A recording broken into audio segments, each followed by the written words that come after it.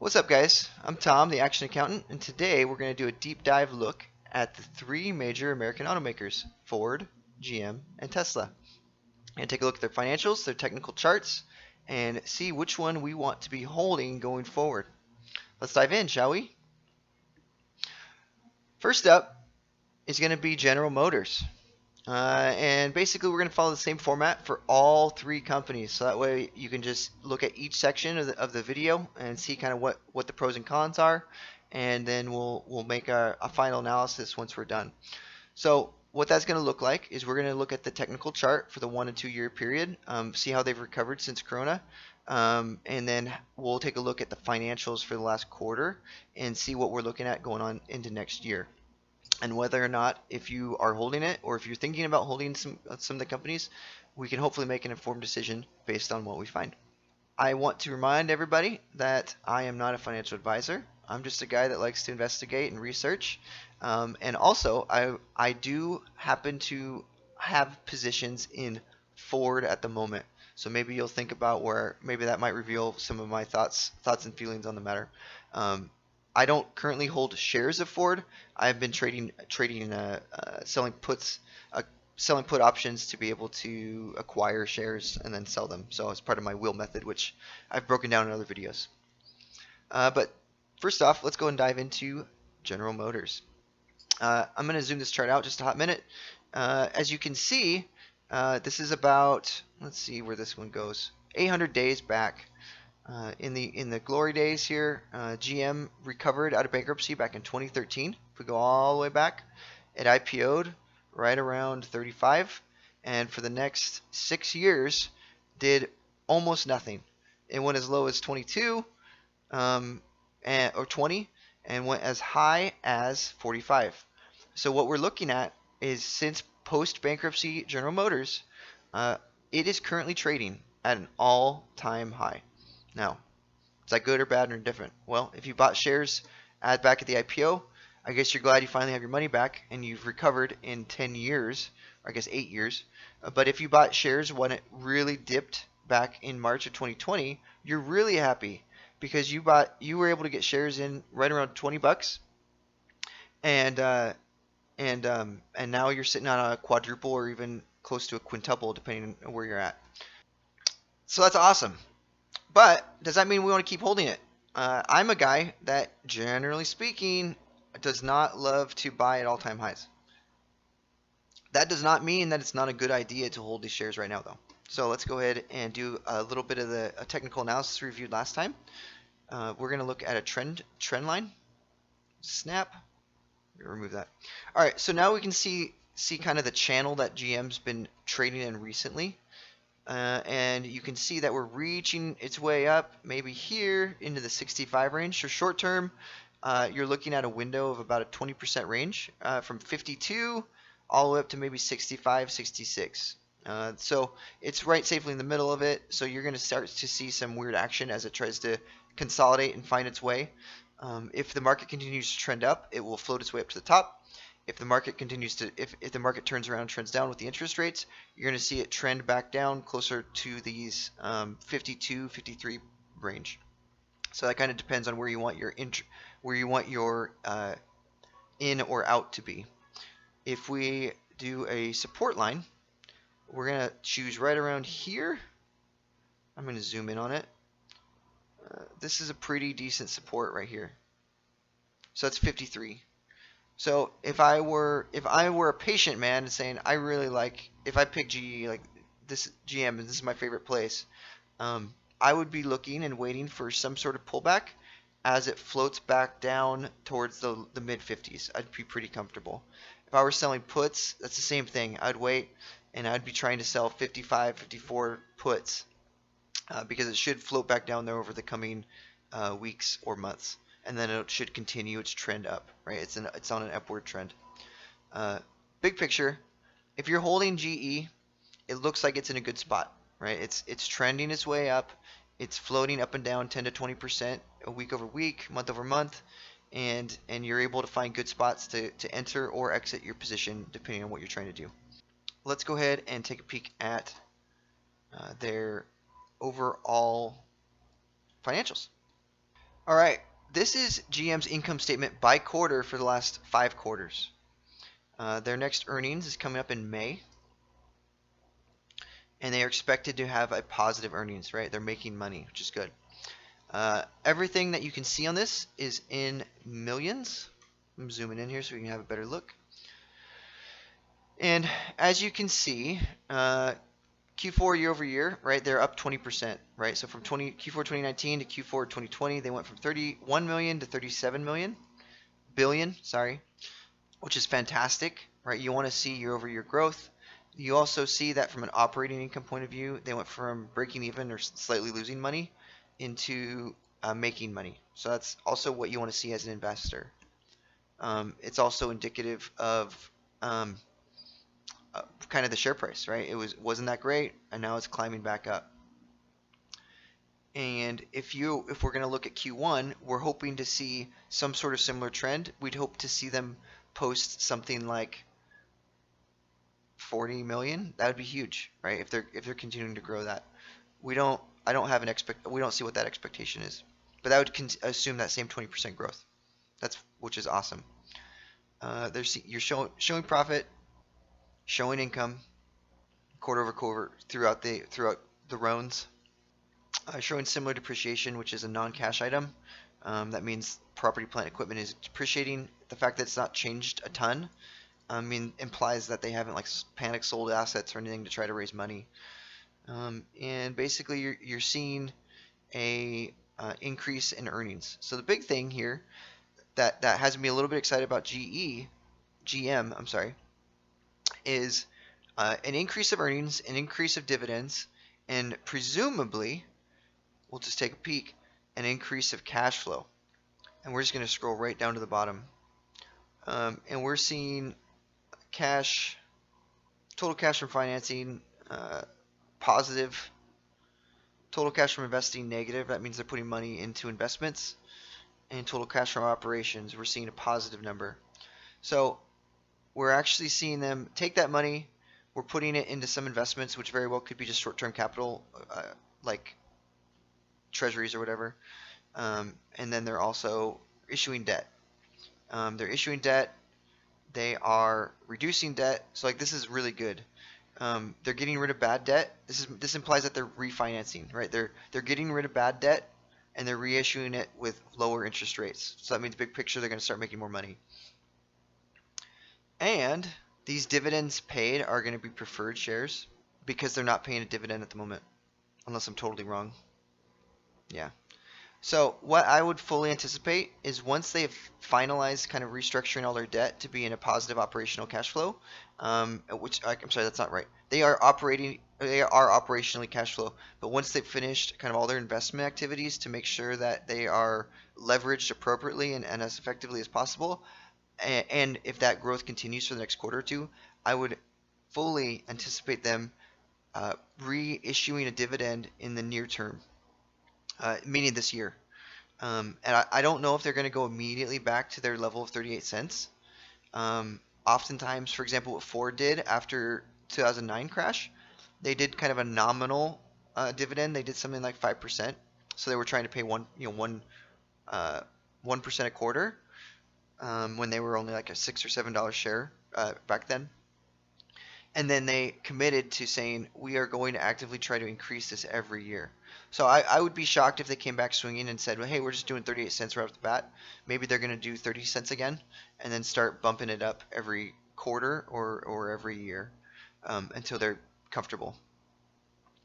All things considered, the way they're growing and the way they are knocking out their finance issues and their debt issues, I feel pretty good. Like it makes sense. It's justified why they've ran up so much over this year, and the future looks okay in terms of growth and potential return of investment for investors. I'm gonna scroll through this balance sheet, see if there's anything that kind of concerns me. Their long-term debt has continued to decrease. as mentioned, right? They're trying to refinance through that.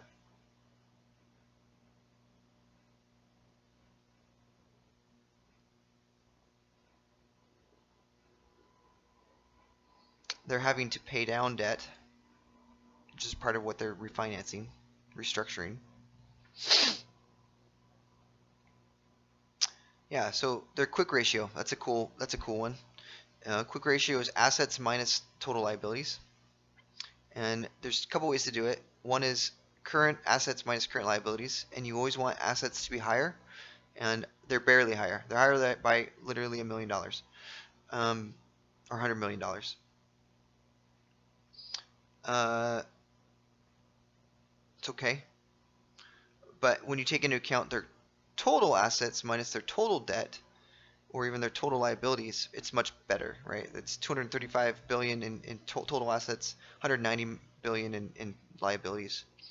uh, and it looks like maybe that's okay. If their liabilities aren't bad, right? It's not like personal finance. You want the company you're invested in to have good, healthy debt. Debt is a good way to keep things flowing. You don't want them to hold on to cash.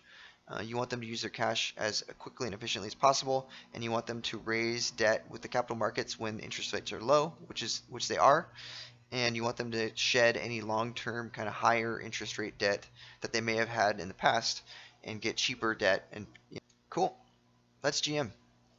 Let's take a look at Ford. All right, we're gonna look at the same thing, right? Ford goes back forever, and I'm not gonna. Yeah, sure, I'll zoom it all the way up.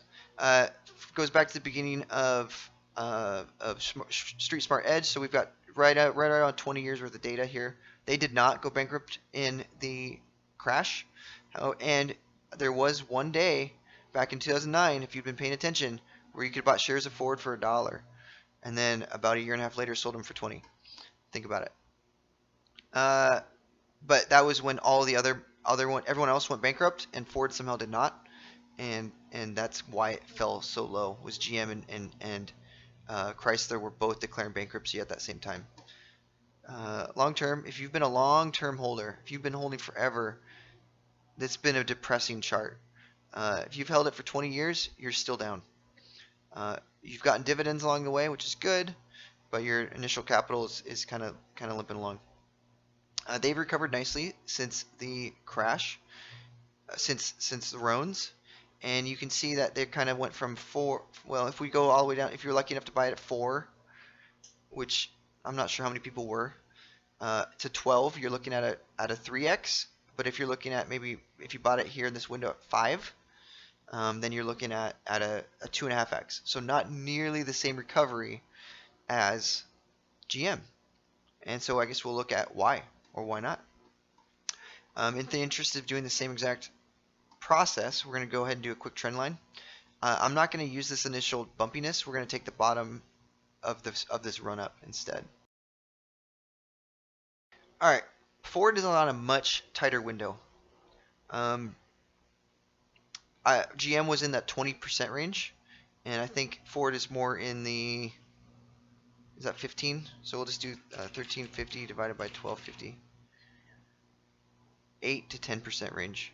If we did, we'll even be fancier. 1360 divided by like 1220. 11%. So it's a much smaller trading window for Ford. It's been floating its way up, right? If we went back and looked at GM, the lines were a lot more aggressive, a lot sharper because of that window.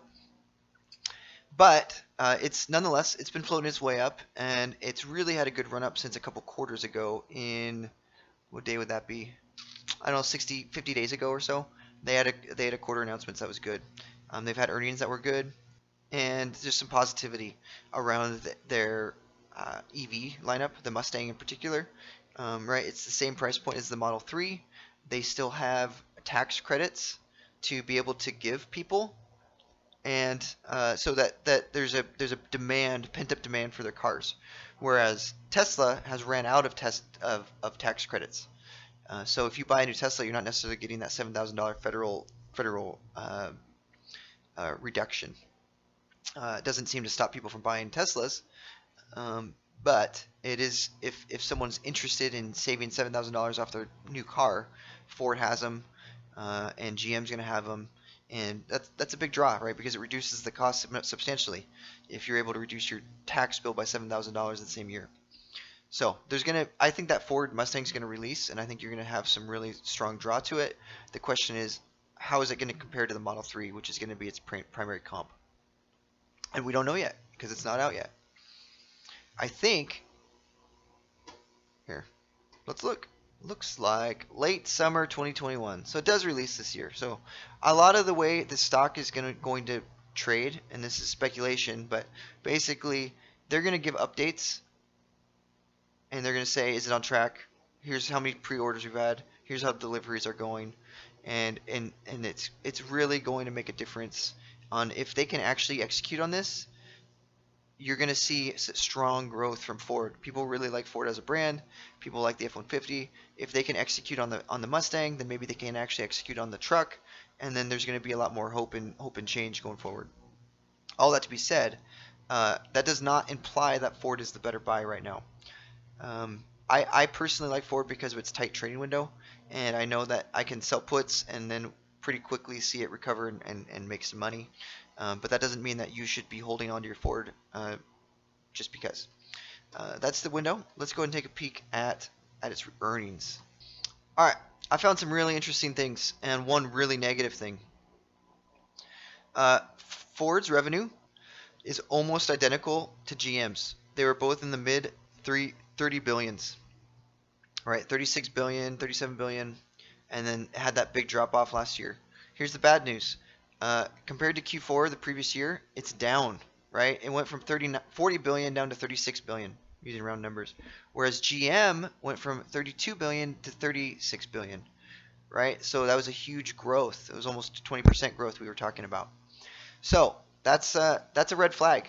Now, the fact of the matter is they're still selling and they're doing a good job. They had net operating loss, which is not good. And then but if we dive down, they actually had a really positive quarter because of a special item. And when I dug into the special item, it had to do with some global restructuring that was going on. That hits the income statement, but it actually wasn't a huge cash flow problem. It was something like 0.1 of an earnings per share. So it's something to the effect of maybe hundreds of millions of dollars, not billions of dollars. And I think that is a good thing, right? If they're going to go through that restructure, you want to do it now when you can. And that basically backed out that cost by $6 million. And it turns out, sure enough, with some magic math, magic counting, they made money. But big picture, if you kind of look at these quarters, they're not huge, strong earnings along the way. So it's going to be, we're waiting with bated breath to see the next quarter of what happens, right? But for sure, Ford does not have nearly as strong of a case to be made as GM. Revenue's down year over year. However, it's still roughly the same as GM. And but they still have a lot to prove in order to have their stock run into this next 2021, and all of that running is going to have to do with their electric vehicle rollout. And people tend to have concerns with execution and Ford's ability to pull it off, and it's a lot. I have no claim to know whether or not they can pull it off, but I am interested in watching it and seeing kind of what plays out. If we take a look at their cash flow statement, we should see something similar. I hope to see them refinancing debt, and we're going to see that from, right here. They're reducing long-term long-term debt each quarter, and then they're reissuing some fresh debt. So basically, they're saying, hey, let's pay off the $60.5 billion. Let's reissue $66 billion, and I'm going to assume, just based on the way the interest rates have been, they're getting a better interest rates, their money is getting cheaper, and they're able to reinvest that into themselves. They are getting cash flow from operations to the tune of $24 billion a quarter. Last quarter, that's really good. And backing out the cash flow or depreciation, that's good, right? You're seeing good positive cash from operations. You're seeing a net positive cash from financing, and it looks like if we're going to go into their balance sheet, we should see a nice, healthy, asset-rich balance sheet. And if I'm wrong, then that's going to be kind of scary. They have more assets than GM, right? So they're bigger. You're going to say, why is their share price lower? Well, the final answer is because they're going to have more shares issued than GM. And I don't know what that number is, but that's why. If you look at their total assets versus total liabilities, in terms of both quick, meaning the total current minus the total current liabilities, right? They've got 20 billion extra in current assets. Current assets makes up anything that's really, really quickly available in less than a year. So that means accounts receivable, inventory, uh, cash, short-term investments. They've got a lot, right? So they've got 100 billion in cash and short-term investments, which is awesome. Sorry, they only have 49 billion. This is an additive. And then they've got receivables, which is good. That means people are paying them. That implies that that their receivables are going to be based on dealerships buying cars. You're seeing that come down and then come back up a little bit, which implies that dealerships are turning cars. That's good. Inventory is staying flat, which is good. It means they're moving this. They're moving. That means operationally, if inventory stays the same, then they're operationally being relatively effective. Meaning they're making new cars at the same pace that they're getting rid of them, and that's a good thing. You'd like to see that. You don't want to see inventory inflate. Sorry, restart. You don't want to see inventory inflate over time because that implies that they're making too much product and they're not selling it. Something to watch when you're looking at balance sheets. And just for sanity's sake, they've got 41 million shares outstanding. And let's just take a quick look at GM. I bet that they have half that, or billion, or whatever that number is. 1.4. Yeah, so they've got 1/3 of the number of shares outstanding. I really don't know what number that is. If that's billion, it's probably in billion. Yeah. So Ford has 4 billion shares outstanding. GM has 1.4 billion shares outstanding. So naturally, since they're kind of in the same boat in terms of revenue, earnings, like from a dollar perspective, it makes a little bit of sense that GM is almost 3 times as much of a price because they have 1/3 of the shares available. And that's an interesting way to think about it. Okay, last but not least, Tesla. Tesla, let's go way back, way back. This is before split, right? Tesla first started trading for $3 a share pre-split, had some nice run up, did nothing for several years, kind of ran up, crashed multiple times, stops, and then if we dive this thing into the last year, they had a split right here. And Tesla, but it doesn't matter, the chart takes into account the split. But basically Tesla has been on an unstoppable tear for since this kind of drop here. And it's just been going hard from 40. Let's see what day that was.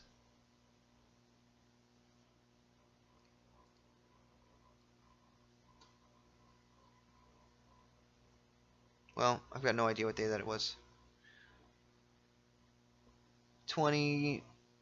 That's 2019. So it's been on a 2-year tear of the market. If you've been holding shares, you've won. Unfortunately, I do not hold shares. My investment club held shares and then got rid of the shares after this run, and then we missed this run. Whoops.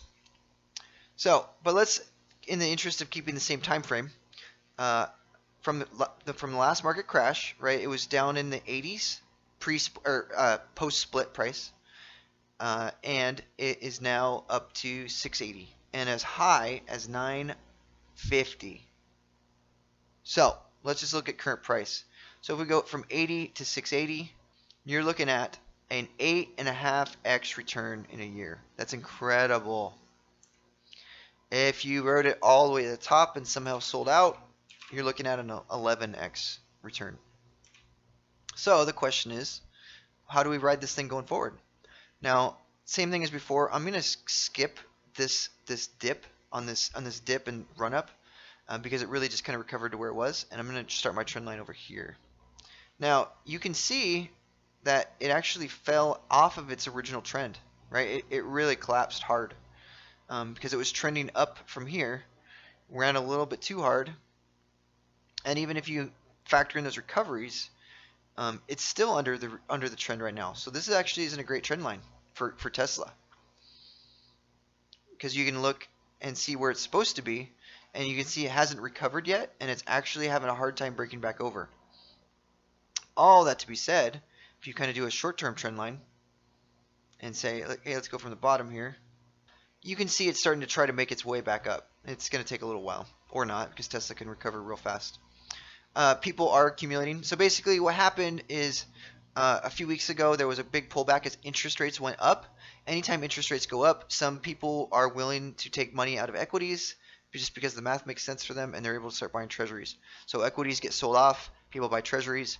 I don't know why they're excited about it going up to 1.5%. That's still not very good return annualized, but it does affect growth stocks exponentially.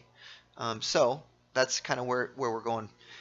So all that to be said, Tesla, crazy run, has had a strong pullback, right? It went from as high as 900 after earnings, I think it even hit 950 one day, and then as low as 560, right? So that's a big drop. That's not quite 50%, but that is a 60%. That's like a 30% pullback.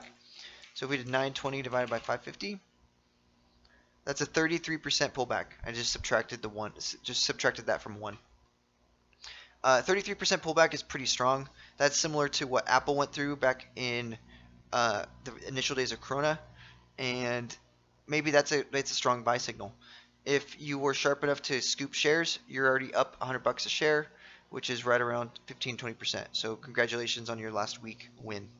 All that to be said, we don't necessarily expect it to go on this crazy trend until it can get its way back up to 800, and that's when, if you're a momentum trader, you'd be kind of excited about buying it back again. Right now it's in no man's land, which it doesn't necessarily know where it's going to go. We do know that there's going to be some support right around here. I'm sorry, resistance. That's 700, so it might have a hard time breaking through 700. We can see today it's trading down 3%, so it hit 700 and then it's dropping back down a little bit. You're also going to have some resistance back up at 900. I guess that looks like 850, right? You're going to have some hard time breaking through there. But if they continue to report good earnings, as is always the case, you're going to see it can continue to try to drive its way up. There's been some prognosticators that would say Tesla has grown too much, and maybe it will just kind of settle for the next year or two and not have wild growth going forward. If you still want to buy Tesla, though, there's always going to be, right, you make money on your buys. So you wait for it to be able to have a good entry point. Obviously, this is now officially a support because it's hit and people bought it and recovered. So 560 is a great support.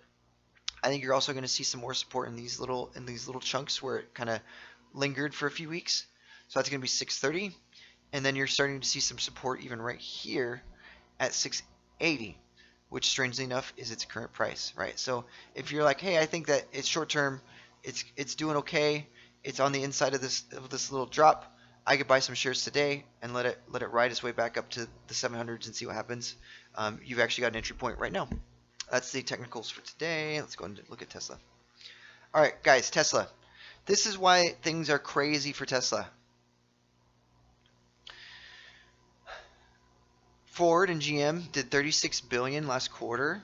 If we add up these four numbers last year for Tesla, they did 15, 20, 25. 25 billion in the last year, right? So their revenue is nothing compared to Ford and GM, which is part of the craziness of it all.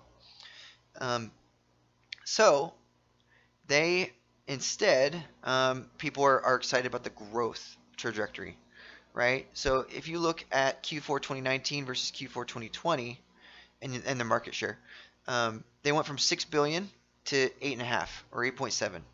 That's huge, right? That's 25%, 30%, 45%, even better. And they're operationally profitable, right? They're actually making money from selling everything.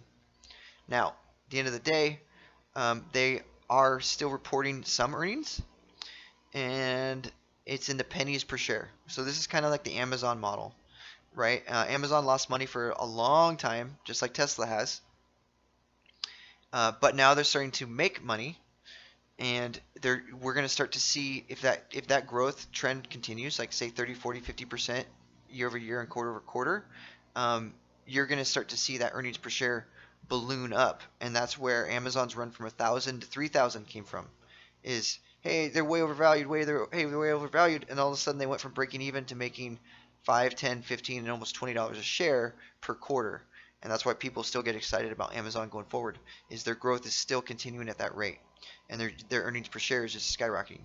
Now, all things equal, um, they should not be paying tons of money in income tax because of their long-term um, uh, tax benefit from losing money. We'll see how that works, but it looks like their income tax is kind of nominal compared to income before tax. I suspect they should still have some tax benefit available, but it's possible that they don't because they've been selling their carbon emission credits for years to at least break even. And so I think that maybe that may not be as a huge benefit for them as some of the other companies that we've looked at. You're going to start to see, let's go ahead and take a look at the cash flow. We're starting to see positive cash flow from operations, which is good, right? That means they're actually selling enough cars. The other thing that was interesting is they did almost, not quite 30 billion, but they did like 25 billion, and they sold 500,000 cars last year.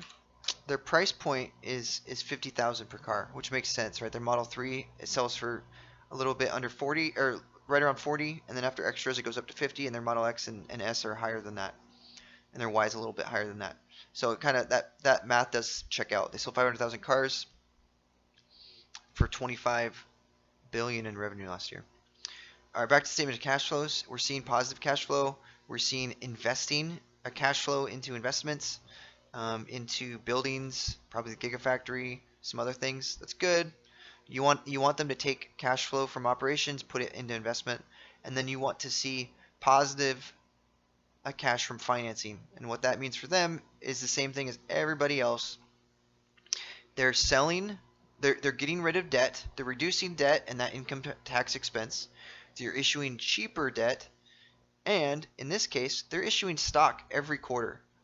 And they're issuing $12 billion worth of stock. They're just selling a little bit of stock every quarter while their valuation is sky high, and looks like they're trying to get rid of debt, probably high interest rate debt that they've had, and just generally trying to make their overall balance sheet healthier.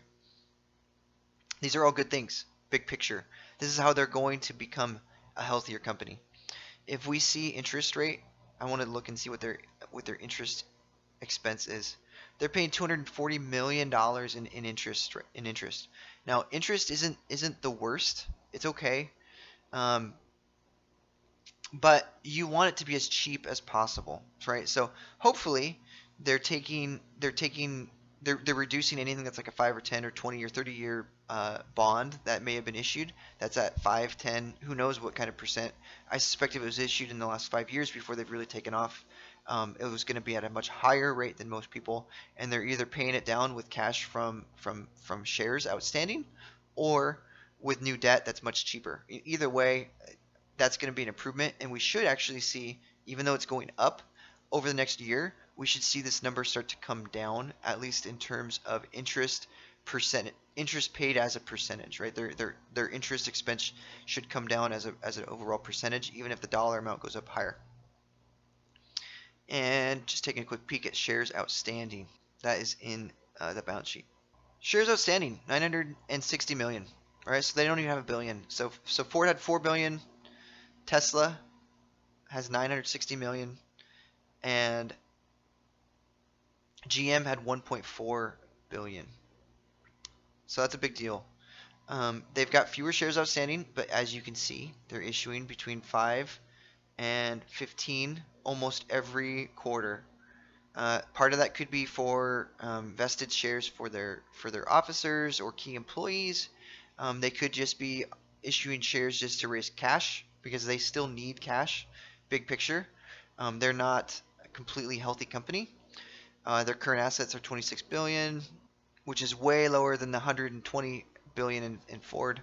Current liabilities is 14, so they've got 10 billion in comfort, and their total liabilities is 29, 30 billion.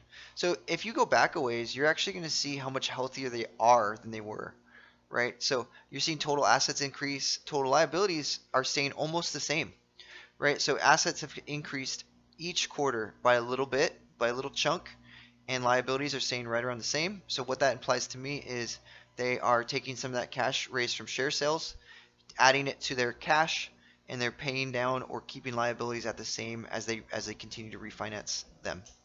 And then they're taking that money, as we saw in the statement of cash flows, and doing capital investments, which we read about in the news, right? You're getting battery factories, you're getting new Tesla factories in China, and they're really investing strategically around the world to be able to really dominate the EV market, which is the whole point of why Tesla has ran so hard. All that to be said, though, if you're looking at it as a pure value play, there's not a ton of fundamental value, right? It's really overpriced on the fact that they are only doing 25 billion in the last 12 months, and realistically, they might be able to get up. When will they be able to go from 500,000 to a million cars? That's a big question. I don't think that they're going to be able to do that this year, just based on they're still having production problems. Um, but as soon as the truck comes out, you're going to have a lot of sales and a run up of that. And so it's kind of an interesting deal. The Model 3 and the Model Y are selling pretty well because they're a lower price point than the Model S and the Model X. But once the truck comes back out, they're going to have a really high price point vehicle. And if their pre-sales are to be believed, the Cybertruck, um, you're gonna have some really healthy growth those quarters as well, in terms of operational cash flow and sales, as long as they can meet production, which has been their problem the whole time. And it's also the problem with Ford. So it's like, cool, we got a cool car. Are they going to be able to execute and get the cars out as planned? Because they can't book a sale just because you have a pre-order. That's not a sale. You have to literally finish the car and get the deal out. So all that to be said, I actually do like all of the companies for different reasons going forward. Um, I, as I mentioned, I currently have a position in Ford. However, if I were to rank these things, I think Ford is potentially the worst of the three. But it also has a ton of opportunity going ahead of it if it can execute on the Mustang. And you're gonna have to start paying attention, and you want to be reading about Ford, and you're gonna want to be looking into what's going on with the Mustang. That's the big thing that people are gonna be reading about and worried about. And if they can execute, then they're gonna be able to pull market share from the Model 3 and the Model Y from Tesla. It's a big deal. Things with Tesla. If their Cybertruck if they can execute on Cybertruck, they're going to win, right? Because it's going to take Ford years to build the electric F-150, and it's going to take GM years to build the GMC and the Silverado electric. Obviously, there's some other players in the market, but if Tesla strikes first and they're able to actually execute, you're going to see continued wild, rampant growth of the shares. Um, as we talked about in the technical analysis, now is an okay time to buy into Tesla and hold, and see if it can kind of get back into that trend up. But it wouldn't shock me if it consolidates over the next couple of quarters, to see how the market plays out with Ford in particular, GM, and some of the other automakers that are diving into the space, like Volkswagen, for example, is announcing a ton of cars. GM overall, I think is the pick of if you hold shares and you don't really know of all of these and you don't really know what to do. I think GM looks the best going forward. It's still in its upward trajectory. It has a 20% revenue growth year over year, and they're just executing well. I don't have a full background on what their electric vehicle lineup looks like and when those are being released. I know that the Volt and the Bolt have done okay, really mediocre, but I mean at least they've been playing in the space for a while, and so hopefully operationally they're getting better at being able to roll those cars out and be able to start taking some of that market share. and their piece of the pie. But I do think that if in ranking, I think Ford is probably a lot of potential, probably the one to get rid of. Tesla, lots of potential for growth, and it's an okay entry point right now. GM, despite being at all-time highs, looks and feels based on how they're performing year over year, like potentially the best holding going forward because they are in a really healthy balance sheet position. Their earnings and revenue is going up, and I suspect they are going to reintroduce their dividend this year, which is always a plus for shareholders. That's it for today. That was a good session. Again, I'm Tom, the Action Accountant. Please leave comments below and subscribe if you like this video and analysis. And feel free to ask me anything, and I'll be happy to dive into it in a follow-up education video. I love doing this stuff, and I really enjoy breaking things down and learning with you guys and kind of giving you my perspective on things. You feel free to follow me on Twitch as the Action Accountant, or on Twitter, which is linked in the bio. Uh, Look forward to talking to you guys soon, and we'll talk to you next time.